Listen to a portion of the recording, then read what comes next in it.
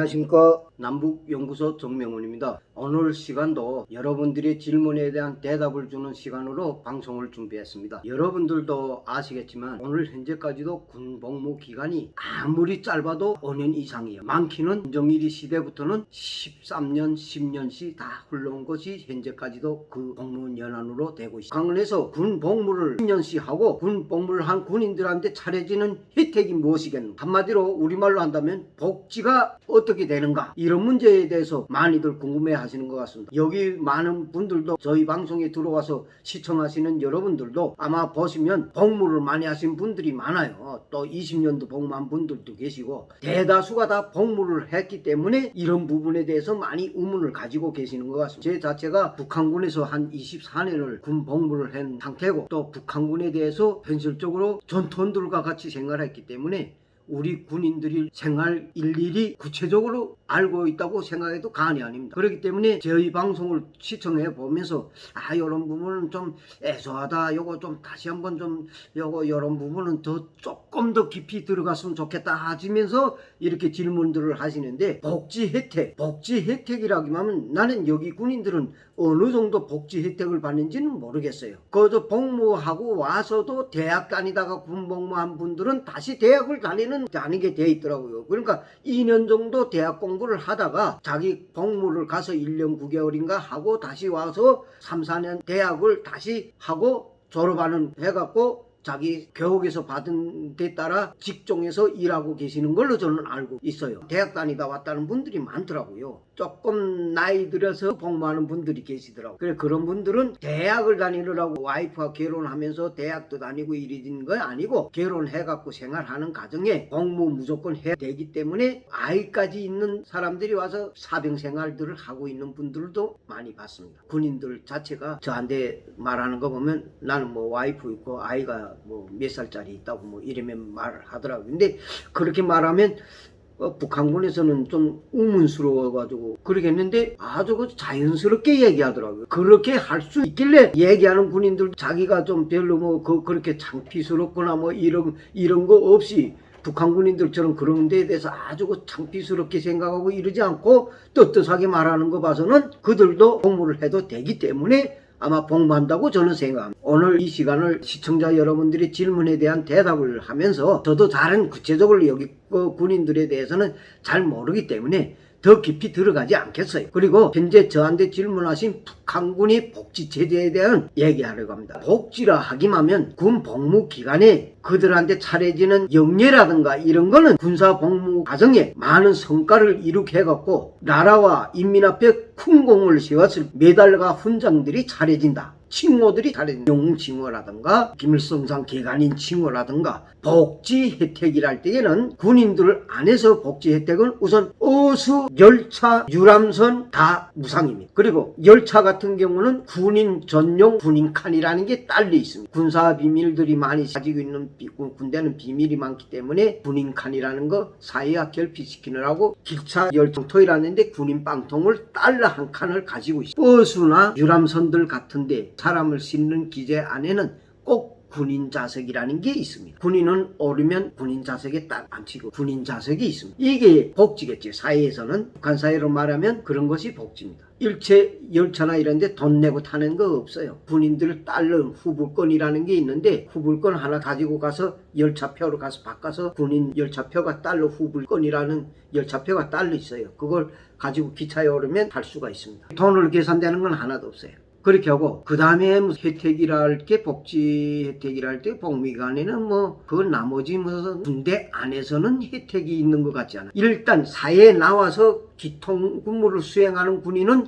기통수 깃발만 쳐들면 지나가는 차들도 그를 채워줄 수도 있고 그런 거는 있습니다. 그렇게 하고 뭐 군인이 어디 가서 부상을 당하거나 이렇게 되면 그 시 군대에서 그 군인을 무조건 그 병원에 데려다가 치료해줄 의무적인 것들은 있고 이런 건 아마 혜택 군대를 우선시하는 성군 정치가 없던 시기에도 그거는 군인들에 대한 거는 그런 거는 있었어요. 그 군인이 제대를 됐을 때에 사회적으로 어떤 복지가 차려지는가 아마 저는 이 문제가 더 궁금하지. 그래서 그런 문제를 깊이 좀 얘기하려고 합니다. 북한 공화국 헌법에 공화국 국민은 군 군사복무를 신성한 의무로 간주한다 이렇게 돼 있어요. 그러니까 누구나가 다 같이 군복무를 하게 돼 있습니다. 군복무 몇 살부터 하게 됐는가? 17살부터 군사복무를 하는 걸로 봅니다. 그래서 남자 군인은 10년제니까 27살까지 복무하게 되어 있고, 여성 군인은 병사로서 군생활하는 군인은 23살까지, 17살에 복무해서 23살까지. 여성 군관, 장교죠. 장교는 27살까지. 여성 군인으로서 단기적으로 복무하는 직책은 의사라든가 가족 비서라든가 이런 직책을 수행하는 사람들이, 교육기관에서 종사하는 군관들은 자기 나이 60대 때까지 정년퇴직까지 다 복무할 수 있습니다. 그 외에는 여성 군인들은 대체로 장교들은 27이면 다 제대됩니다. 군 복무 기간을 남자는 10년, 여자는 6년 내지 7년 그렇게 병사 생활을 마치게만 합니다. 그러면 여성 군인들 속에서는 6, 7년 기간에 사관장까지 자기 직무를 수행할 수 있게끔 복무합니다. 그러니까 이 기간 안에 군인들 속에서 월등해야 입당도 하고 대학도 추천받고 이렇게 해가는데, 또 여성들이 집단이라는 건 서로마다 또 그 좀 그런 게 있잖아요. 우리 한국군도 여성 장성급이 있잖아요. 북한군도 장성급이 있어요. 근데 전투부대에 있는 게 아니라 군의 부분에 있어요. 그래서 북한의 영화에도 나의 행복이라는 그런 영화에도 여성 장성 군인을 주인공을 해가지고 영화도 만들어서 돌리는 게 있습니다. 복지라고 하면 북한 군인들은 우선 10년 복무를 하면 주전 부대들은 공산대학 졸업증을, 그럼 공산대학 졸업증은 일반 당원들도 대학에 가기 힘든 겁니다. 그 공산대학을 졸업하면 당 일꾼을 할 수 있습니다. 그래서 특수부대 군인들은 공산대학 졸업증을 주어가지고 사회에 나가면 세포비서부터 해가지고 당 일꾼으로 일할 수 있는 혜택을 받습니다. 그리고 일반 병종들에서는 매 부대들에서 대학이랑 추천받아 가면 그 대학을 졸업할 수 있는 거고, 일반 부대 군인들은 대다수 다 고향으로 돌아오거나, 간에서 말하는 집단배 군인들 속에서는 무리배치라 그러는데, 명단에 들어가가지고 고향 가지 못하고 새로운 개척지들의 제대 배낭을 풀어야 되는 그런 군인들이 고초롭게 거야 됩니다. 그래서 거기 가서 물어 나오지도 못해요. 난 뭐 어디 가겠어, 어디 이러지 못해요. 그러면 그 당원증을 내놔야 돼. 울먹이자만길로 자기 인생을 거기서 총화제야 돼. 이런데 군인들 속에서는 그 복지라 하기만 하면 제대된 다음에 제대군인이라는 권리에 돼가지고 조금 사회적으로 우대를 해주는 노는 있지만은, 북한에도 너무 군인들이 많으니, 제대군인들이 많으니까 별반대 안 지는 혜택입니다. 그 제대되면 너 그저 군복무 10년 했구나, 그렇게만 하고, 그 집안은 그래도 군복무를 한 아들 둘이 있다는 그런 거나 있겠지. 그러나 뭐 사회적으로 뭐 제대군인 집안이라 해서 더 주고 사회적으로 배려해주고 이런 거는 없어요. 그럼 받는 건 저 보지 못해. 군인들이 그저 누구네 집 아들이 제대되어 왔대, 그래서 그럼 끝나는 것 같아요. 여기를 말하면 장교, 북한에서는 군관이라는데 군관들이 대우는 좀 다릅니다. 그게 원래 옛날에는 군관들은 간부라 그래서 소위부터 다 간부급에서 취급했어요. 근데 북한군이 100만이 넘다 나니까 장교들이 많아요. 제대되는 장교들이 너무 많으니까 그 군관들을 100% 간부로 다 못하잖아요. 그래서 분류를 나눴어요. 소위부터 대위까지 인민위원회 노동부 배치 대상으로 눌러놨어요. 그러니까 인민위원회 노동부 배치면 양성지도원 급술로 일할 수 있습니다. 양성지도원 체제는 어떻게 돼서 나왔는가? 86년도에 김정일이가 제대군인들에 대한 방침이 떨어져가지고 제대군인들에 대한 생활을 잘 도와주기 위한 당적 인민위원회 96호 지도원 편제를 하나 내왔어. 그래가지고 그 사람은 1년에 2번씩 국방위원회 검열부에 시군들에서 제대군인들에 대한 우대 사업을 어떻게 했다는 보고를 합니다. 올해 군에서 살림집 건설한 것이 200채다. 여기에 제대군관들 60채를 공급했다. 현재 공급하지 못한 사람은 내년에 공급하게끔 계획에 들어가 있다. 이런 식으로 해가지고 그걸 그냥 보고하기 때문에 시군들에서는 무조건 제대군관 집부터 해결해 조건해서 여느 간부들 집도 주고 노동자들 집도 주게끔 이렇게 돼 있어요. 그래서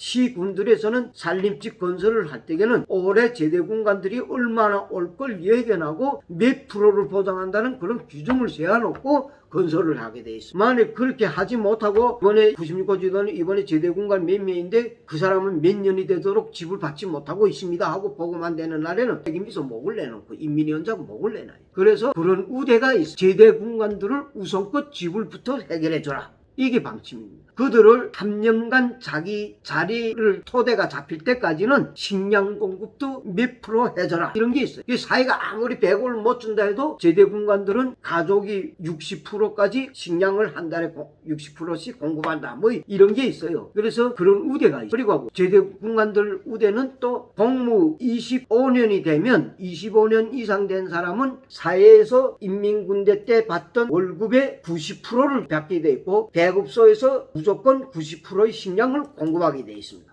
법으로 돼 있어요. 또 25년 이하죠. 그 이하의 군관들은 60% 월급의 60%하고 배급의 60%를 공급하게 돼 있어요. 영예군인 가족이라든가 전사자집 가족들은 무조건 100% 공급하게 돼 있습니다. 이런 우대가 있어요. 그리고 그렇게 해서 군관들이 사회에 나와서 자기 토대를 잡아가지고 사회에 떳떳하게 핵심 군중으로서 일을 할 수 있게끔 조건을 지어주는 겁니다. 근데 현재까지도 제가 얘를 갖고 있는 시군들이 알아보니까 제대 군관들은 뭐 오자부터 집을 주는데 뭐 이렇게 말하더라고. 전화할 때마다 산림집 건설에서 배정되는 양보다 제대 군관들이 적기 때문에 군관들이 오면 벌써 집부터 받는다고. 그래서 뭐 여기처럼 집이 말이야 턱 들어가면 말이야 밥이랑 끓여 먹을 수 있는 조건은 안 돼도 어느 집이라는 건 뼈다귀라도 있어도 그거 대단히 좋은 거죠. 제가 조금씩 노력해서 백지도 바르고 이렇게 하면 괜찮잖아요. 그것도 차례 앉을까봐 그러는 건. 이런 식으로 해서 산림집 건설을 하면서 제대 군관들을 뉴스를 들어서 다 알겠지만 평양시에 이번에 성신 그쪽 해내라가 만세대를 건설해가지고 이제 태양절 때 공급한다 그러는데 거기에 평양시 제대 군관들 시된 고향을 돌아온 제대 군관들 100% 배정이 됐다고 합니다. 지금 성군 시대라 하기 때문에 제대 군관들이 혜택이 이렇게 되어 있습니다. 근데 군인들까지는 뭐 집을 준다 이런 건 없지만 제대 군관들이 가족이 다 있는 군관들 가족이 다 있기 때문에 그들이 제대된 다음에 한지에 앉으면 안 되잖아요. 그 전에 제가 유튜브로서 한번 이런 방송한 거 있을 거예요. 강원도처럼 너머에서 전년지구에서 군사복무를 하던 제대 군관들이 제대돼가지고 강원도 평강역에 나와서 3년 동안 이불장요 이삿짐들을 거기다 쌓아놓고 실어 앉아서 마지막에 그거 부르칵 질러놨다 그러잖아요. 그 3년 동안 바깥에 비닐방망만 씌워놓고서리 그 가구류들이 다 있었다고 생각해보세요. 다 찌그러들고 비틀고 막 이렇게 된 거 그 개꾸가 뭘 하겠어요. 가죽 갈라니 열차에서는 실어도 안 주지 하니까 부르칵 질러놓고 그게 김정일이한테 직접 직보가 돼가지고 이삿짐 하나 실어주지 못하는 당 조직은 못하는 조직이고 인민위원회는 뭐라는 조직인가? 나한테는 이런 조직이 필요 없다 해서 목에다 떨어져 나와요. 그래가지고 96호 지도원이라는 게 생겨났어요. 매 시구마다 당중앙위원회 검열위원회 소속으로 돼가지고 제대군관들 제대군인들 살림을 제대로 돌봐주라고 김정일이가 직접 자기가 나가지 못해도 너희들이 내